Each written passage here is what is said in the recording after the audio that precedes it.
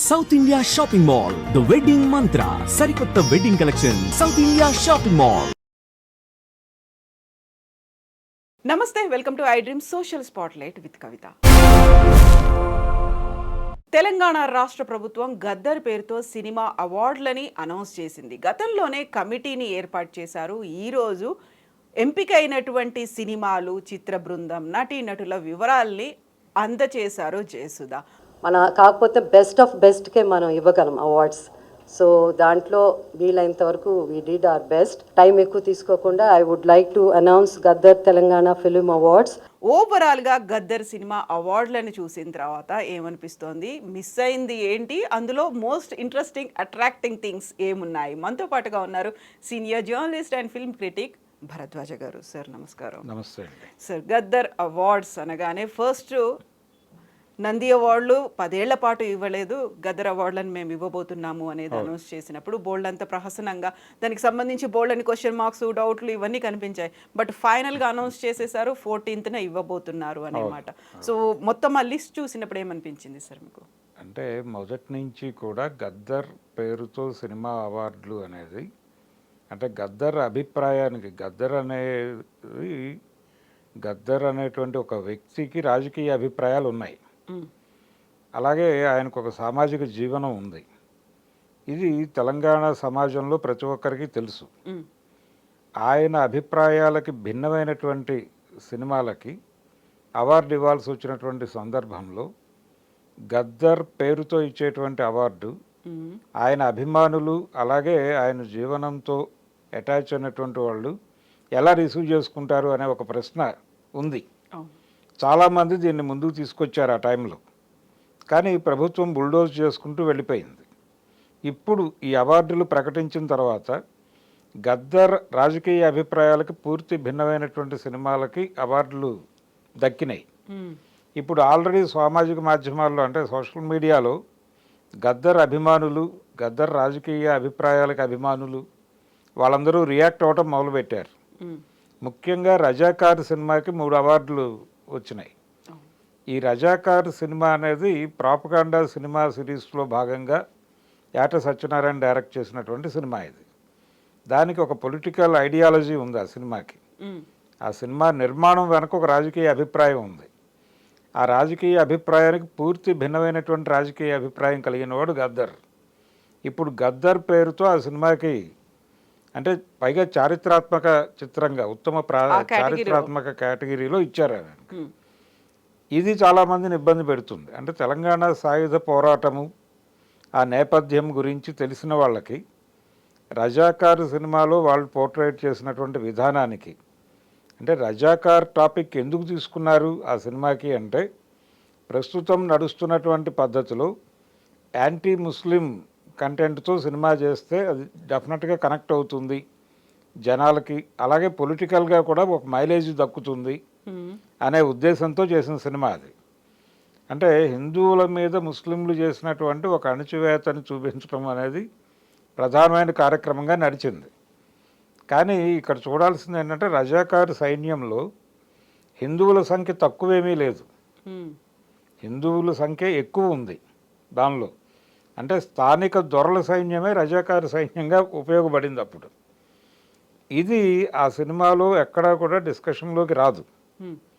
అది Kashmir files, Kerala story, ఈ సిరీస్లో వచ్చినటువంటి ఒక ప్రాపగాండా సినిమా మాత్రమే.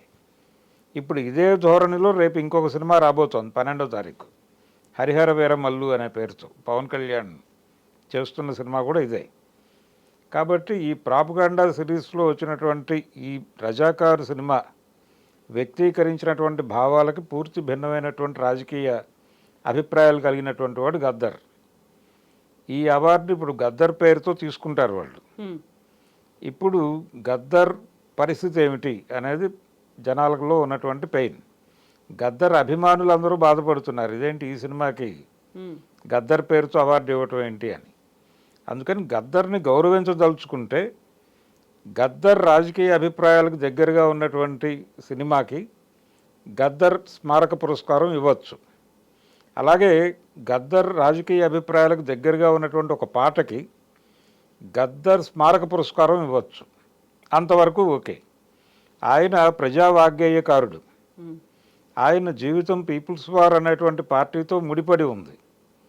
ఆయన మీద దాడులు జరిగినాయి, ఆయన మీద కాల్పులు జరిగినాయి, 8 తూటాలు దింపారు ఆయనకి. ఒక బుల్లెట్ ఆయనతో పాటే ట్రావెల్ అయింది ఆయన జీవించినంతకాలం. ఇన్ని ఉన్నాయి తెలంగాణ సమాజంలో. ఆయన తెలియని వారు ఎవరు లేరు, ఆయన రాజకీయ ప్రస్థానం తెలియని వాళ్ళు ఎవరూ లేరు. వాళ్ళందరూ కూడా ఇప్పుడు ఈ అవార్డులు చూసి ఇదేంటి అని ఎక్కడో చోట మాట్లాడే ప్రయత్నం చేస్తున్నారు, నిరసన తెలియజేస్తున్నారు. ఇది ఒక అంశం. రెండోది, పుష్ప సినిమాకి ఉత్తమ చిత్రం కేటగిరీలో అవార్డు దక్కింది. ఉత్తమ నటుడిగా పుష్పకి ఒక పురస్కారం దక్కింది. అలాగే కల్కి సినిమాకి ఉత్తమ చిత్రంగా గద్దర్ అవార్డు ఇచ్చారు. అంటే పాత రోజుల్లో బంగారు నంది, కాంస్య నంది, రజత నంది ఇలా ఉండేవి. ఇప్పుడు అదే కేటగిరీలో బంగారు గద్దర్, అలాగే కాంస్య గద్దర్, రజత గద్దర్గా చూడాలా దీన్ని అనేది ఒక ప్రశ్న. ఇలా చూస్తే మొదటి నంది కల్కి సినిమాకి ఇచ్చారు. కల్కి సినిమాలో ప్రమోట్ చేసినటువంటి భావజాలంతో కూడా వివాదాలు ఉన్నాయి. గద్దర్ అభిప్రాయాలకి భిన్నమైనటువంటి అభిప్రాయాలే నడిచినాయి ఆ సినిమాలో కూడా. అలాగే ఉత్తమ నటుడు కేటగిరీలో వాళ్ళు ఇచ్చినటువంటి పుష్ప అవార్డు, పుష్ప క్యారెక్టరైజేషను, దాని మీద కూడా రకరకాల చర్చలు జరిగి ఉన్నాయి ఆల్రెడీ. అయితే పుష్పకి అవార్డు ఇవ్వటం పట్ల నాకు ప్రత్యేకంగా వేరే అభిప్రాయం ఏం లేదు. అతను మంచి పెర్ఫార్మెన్స్ ఇచ్చాడు, అల్లు అర్జున్.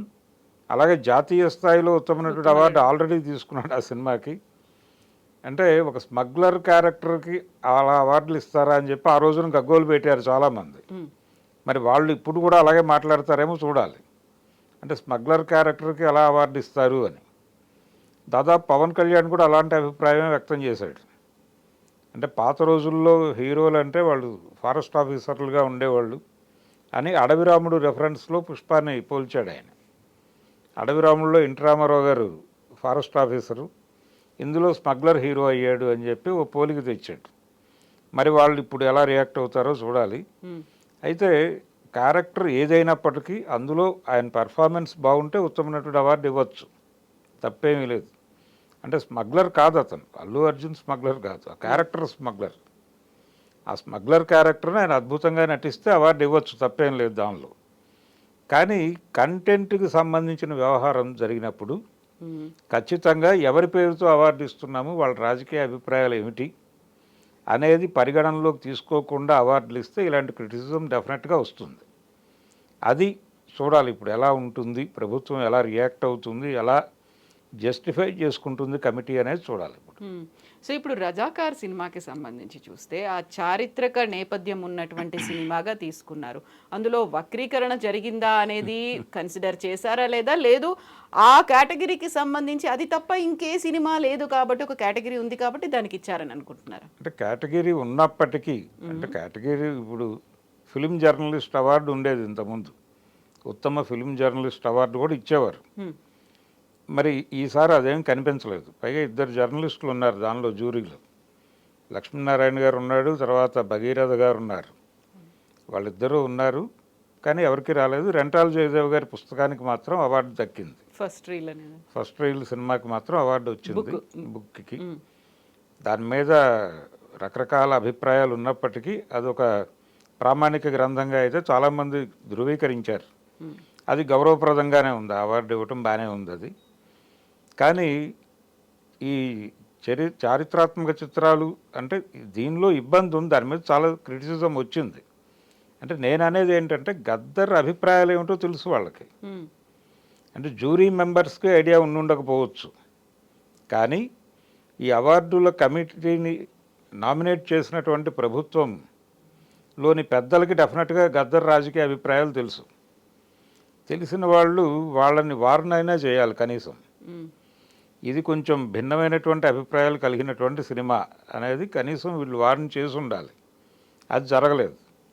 అది ప్రమోషన్లో భాగంగా అలా వెళ్ళిపోయింది ఆ సినిమా. దాని మీద చాలామంది, అంటే పర్టికులర్గా తెలంగాణకి చెందినటువంటి ముస్లిం థింకర్సు, రైటర్సు వాళ్ళందరూ రియాక్ట్ అవుతున్నారు ఇప్పుడు. ఈ సినిమాకి అవార్డు ఇవ్వటం ఏమిటి, పైగా గద్దర్ పేరుతో అవార్డు ఇవ్వటం ఏమిటి? సార్ అలా అనుకుంటే ఇప్పుడు గద్దర్ అభిప్రాయాలు అనుకుంటే అలాంటి సినిమాలు ఇప్పుడు ఏవి రావట్లేదు. విప్లవం కావచ్చు, అప్పుడు ఉన్నటువంటి ఒక తిరుగుబాటు ఇలాంటి భావజాలం. అంటే తిరుగుబాటు ఇవన్నీ కాదండి. తిరుగుబాటు సినిమాలకే అవార్డులు ఇవ్వాలని కాదు. జీవితంలో ఉండే ఘర్షణని ఎలా ప్రొజెక్ట్ చేయాలో అలా ప్రొజెక్ట్ చేసేటువంటి సినిమాలు, అంటే ఘర్షణని వాస్తవ దృక్పథంతో చిత్రీకరించేటువంటి సినిమాలకి గద్దర్ పురస్కారాలు ఇవ్వచ్చు.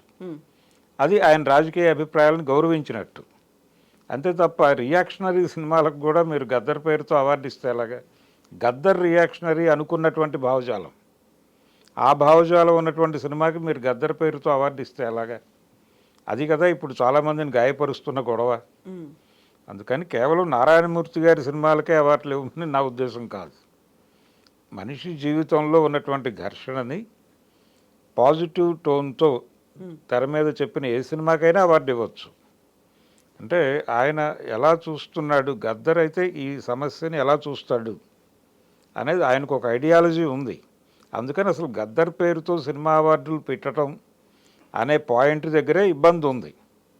అలా కాకుండా ఏ లేపాక్షి అవార్డ్స్ అనో, లేకపోతే నిజానికి ఆ లేపాక్షి నుంచి తీసుకొచ్చిందే నంది, అది కాకుండా కాకతీయ పురస్కారాలను పెట్టుకోవచ్చు, ఇంకేదైనా పెట్టుకోవచ్చు. అంటే తెలంగాణ చార్మినార్ అని పెట్టుకోవచ్చు. చార్మినార్ పురస్కారాలైనా తప్పులేదు. అది తెలంగాణని గుర్తింపజేసే, అంటే ఇక్కడ ఇంకో గొడవ ఉంది, తెలంగాణ తెలుగు, ఆంధ్ర తెలుగు అని. ఇక్కడ ఈ అవార్డుల మొత్తం వ్యవహారంలో చూస్తే అశ్విని దత్ గారికి కొన్ని అవార్డ్స్ వెళ్ళినాయి. అంటే కల్కికి అవార్డ్స్ వెళ్ళినాయి, పుష్పకి అవార్డు వెళ్ళింది కొంత ఆ మేరకు. అలాగే దేవర సినిమాకు ఒక అవార్డు వెళ్ళింది. ఇక్కడ కొంత ఆ శిబిరాన్ని సంతృప్తి పరిచారు. కానీ ఇతర విభాగాల్లో చూస్తే మెజారిటీ తెలంగాణ సినిమాలకు వెళ్ళినాయి అనే అభిప్రాయం ఆంధ్ర ఫిల్మ్ మేకర్స్లో కలిగేటువంటి ఛాన్స్ అయితే ఉంది. ఓకే, అంటే పొట్టేల్ కథ కూడా అది తెలంగాణకు సంబంధించినటువంటి కథే. అలా వీళ్ళు ఎంపిక చేసినటువంటి సినిమాల్లో రజాకార్ ఆ కేటగిరీలోకి వచ్చేటువంటి కథే. ఇలా తెలంగాణ సినిమాకి కొంత ఎక్కువ న్యాయం జరిగిందేమో అనే అభిప్రాయం కలిగే అవకాశం కల్పించే విధంగా ఉంది. అయితే ఈ చలనచిత్ర పురస్కారాలు మేము కూడా ఇస్తామన్నారు వాళ్ళు, ఆంధ్ర ప్రభుత్వం. కానీ అక్కడ కదలిక లేదు. ఇప్పుడు ఇక్కడ వచ్చినటువంటి కదలిక నుంచి వాళ్ళు ఏమైనా పురస్కారాలు ఇస్తారేమో చూడాలి. ఇప్పటివరకు అంటే కందుల దుర్గేష్ గారు ఈరోజు రేపు స్పందించే ఛాన్స్ ఉంది. ఆయన మాట్లాడితే ఎలా ఉంటుంది అనేది ఒకటి చూడాలి. అయితే తెలంగాణ తెలుగు, ఆంధ్ర తెలుగు అని రెండు విభాగాలుగా గనక విడిపోగలిగితే ఉత్తమ ప్రాంతీయ భాషా చిత్రం కేటగిరీలో ఢిల్లీ నుంచి వచ్చేటువంటి అవార్డ్స్ ఉంటాయి జాతీయ చలనచిత్ర పురస్కారాల్లో భాగంగా. అప్పుడు తెలంగాణ తెలుగు సినిమాకి ఒక అవార్డు వస్తుంది, ఆంధ్ర తెలుగు సినిమాకి ఒక అవార్డు వస్తుంది. అంటే రాజ్యాంగపరమైనటువంటి ఒక విభజన తీసుకురాగలగాలి వీళ్ళు. రాష్ట్ర విభజనకు ఎలాగైతే ప్రయత్నం జరిగిందో అలాగే తెలంగాణ తెలుగుకి ఒక గుర్తింపు గనక సాధించగలిగితే అప్పుడు ఆంధ్ర తెలుగు సినిమాకి విడిగాను వీళ్ళకి విడిగాను అవార్డ్స్ వస్తాయి. సో అప్పుడు నటులు కావచ్చు, దర్శకులు, మిగతా అంతా సాంకేతిక వర్గం అందరూ కూడా అలాగే చూస్ చేసుకోవాల్సినటువంటి అవసరం ఉంటుంది కదా సార్? అలా ఉండదండి. అంటే సాంకేతిక నిపుణులు, నటులు ఎలాగైనా ఉండొచ్చు, కానీ సినిమాలో ఏం చెప్పారు అనేది, నేపథ్యం ఏమిటి అనే దాని మీదే నడుస్తుంది. దాని మీద అవార్డుల నిర్ణయాలు జరగాలి. ఇప్పుడు ప్రధానంగా రజాకార్ సినిమా మీద వస్తున్న విమర్శ అదే, భావజాలపరమైనటువంటి వైరుధ్యం ఉంది. గద్దర్ భావజాలానికి ఈ సినిమాలో వ్యక్తం చేసినటువంటి భావజాలానికి ఓ కాంట్రడక్షన్, సీరియస్ కాంట్రడక్షన్ ఉంది. అటువంటి సినిమాని ఎలా ఎంపిక చేసి ఆయన పేరుతో పురస్కారం ఎలా ఇస్తారు అనేది గొడవ. దానికి ఇప్పుడు సినిమాటోగ్రఫీ మినిస్టర్ కావచ్చు, ఎవరైనా కావచ్చు, జ్యూరీ ఎవరైతే రిప్రజెంట్ చేశారో జయసూజ గారు, ఆవిడ ఎలా జస్టిఫై చేసుకుంటారు రేపు వేదిక మీద అనేది చూడాలి. ఈ క్రిటిసిజం అంతా వాళ్ళ దృష్టికి వెడుతుంది. ఎలాగో రేపు వాళ్ళు చేసేటువంటి ఉపన్యాసాల్లో అది ఏదో మేరకు వాళ్ళందరినీ కూడా అడ్రస్ చేయాల్సినటువంటి అవసరం ఉంటుంది. అడ్రస్ చేసినప్పుడు ఎలా జస్టిఫై చేసుకుంటారు ఆవిడ అనేది చూడాలి. ఇప్పుడు చారిత్రక నేపథ్యం ఉన్నటువంటి సినిమాలు వస్తే అవి ఒక్కొక్కరు ఒక్కో రకంగా చూస్తూ ఉంటారు. ప్రతిసారి క్రిటిసిజం అనేది ఉంటూనే ఉంటుంది. డెఫినెట్గా ఉంటుందండి, డెఫినెట్గా ఉంటుంది. అంటే చరిత్రని చెప్పేటప్పుడు ఒక్కొక్కళ్ళకి ఒక్కొక్కలాగా దర్శనం ఇస్తుంది అది. ఇప్పుడు మా భూమి సినిమా ఉంది. మా భూమి ఒక పద్ధతిలో వాళ్ళు తెలంగాణ సాయుధ పోరాటాన్ని చెప్పారు. ఇందులో కూడా తెలంగాణ సాయుధ రైతాంగ పోరాటం దాని తాలూకా రెఫరెన్సెస్ ఉన్నాయి రజాకార్ సినిమాలో కూడా. అంటే ఇవన్నీ ప్యారలల్గా జరిగినటువంటి మూమెంట్సే ఆ రోజుల్లో. అలాగే ఇక్కడ ప్రధానంగా చూడాల్సింది ఏంటంటే ఇక్కడ ఒక మోటో ఉంది ఈ సినిమాలో. అది ఇబ్బందికరం. అసలు రజాకార్ టాపిక్ తీసుకోవడం వెనకాలే వీళ్ళ ఉద్దేశం అది. కాశ్మీర్ ఫైల్స్ లాంటి సినిమా తీయాలి అనే ఉద్దేశంతో చేశారు అంతే. పైగా దాదాపు ఈ సినిమాలన్నిటికీ ప్రమోటర్స్ కూడా ఒకళ్ళే. అందుకని దీని మీద అనుమానం. అంటే ఇది రైట్ వింగ్ పాలిటిక్స్ని ప్రమోట్ చేయడానికి తీసినటువంటి సినిమా అనే బ్రాండింగ్ కూడా ఉంది దాని మీద. దీన్ని తీసుకొచ్చి వామపక్ష భావజాలం కలిగినటువంటి గద్దర్ పురస్కారాన్ని ఎలా ఇస్తారు ఆ సినిమాకి అనేది. పైగా గద్దర్ తన జీవితకాలం రిప్రజెంట్ చేసినటువంటి సమూహాలన్నీ కూడా ఆ సినిమా మీద తీవ్రమైన వ్యతిరేకతను ఆ రోజునే వ్యక్తం చేసినాయి. ఇప్పుడు ఈ సినిమాకి అవార్డు రాబోతోంది అనేది నిన్నటి నుంచి మొదలైంది. నిన్నటి నుంచి సోషల్ మీడియాలో వైబ్రేషన్స్ మొదలైనాయి. ఈరోజు అధికారికంగా ప్రకటన వచ్చాక ఇంకొంచెం ఎక్కువైనాయి. దీన్ని ఎలా అడ్రస్ చేస్తారనేది చూడాలి రేపు జరగబోయేటువంటి ఈవెంట్లో. ఇది టోటల్గా అంటే గద్దర్ పేరుతో పురస్కారాలు అన్న దగ్గరే ఈ ప్రాబ్లం మొదలవుతుంది. ఆయనకి కొన్ని ప్రత్యేకమైనటువంటి అభిప్రాయాలు ఉన్నాయి ఈ వ్యవస్థ పట్ల. ఈ వ్యవస్థతో సానుకూలంగా నడవలేదు ఆయన. పైగా ఎన్నికల బహిష్కరణ నినాదంగా ఉన్నటువంటి పార్టీకి రిప్రజెంటేటివ్గా ఉన్నాడు ఆయన. ఉండి చివరిలో ఆయన కొంచెం అంటే ఒక బ్రాడర్ ఐక్య సంఘటనలోకి వెళ్ళాలి అనే ఉద్దేశంతో కాంగ్రెస్ పార్టీతో సన్నిహితంగా ఉన్నాడు ఆయన. అంతే తప్ప తన భావజాలాన్ని మార్చుకున్నట్టుగా ఆయన ఎక్కడా ప్రకటించలేదు. ఆయన ఒక బ్రాడర్ అంటే ఇప్పుడు ప్రస్తుతం దేశంలో ఉన్నటువంటి రైట్ వింగ్ పాలిటిక్స్కి వ్యతిరేకంగా ఒక విస్తృతమైన ఐక్య సంఘటనలోకి వెళ్ళాలి అనే తన ప్రతిపాదనలో నుంచి కాంగ్రెస్ పార్టీతో సన్నిహితంగా మెలిగాడు తప్ప ఆయన పూర్తి కాంగ్రెస్ వాది అనటానికి కూడా అవకాశం లేదు. అయినప్పటికీ ఇప్పుడు రాహుల్ గాంధీ గారి అభిప్రాయాల ప్రకారం చూసినా రజాకార్ ఇబ్బందికరమైన సినిమానే. కాంగ్రెస్ పార్టీ కోర్ కమిటీ వాళ్ళకు చూపించినా కానీ వాళ్ళు ఈ సినిమాని వ్యతిరేకిస్తారు. ఆ సినిమాకి అవార్డు ఇవ్వటం అనేది ఇప్పుడు డిస్కషన్గా మారింది. దానికి సమాధానం చెప్పాలి వాళ్ళు. Yes sir, thank you so much sir. Thank you. Thank you sir.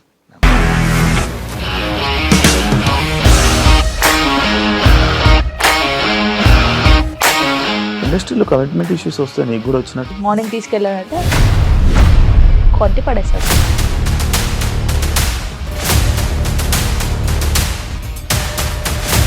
ఒక్కళ్ళు కూడా చూడలేదు ఈ సినిమా అని చెప్పడానికి కూడా చాలా ధైర్యం కావాలి. అది నిజం కదా, దాంట్లో ధైర్యం ఏంటి? ఇది నెక్స్ట్ డే ప్లేట్ మార్చేస్తే తప్పు కదా. As of now we are comfortable this అని నేను అనుకుంటున్నాను. రష్మిక గారిది మీది ఒకే ఊరంట కదా?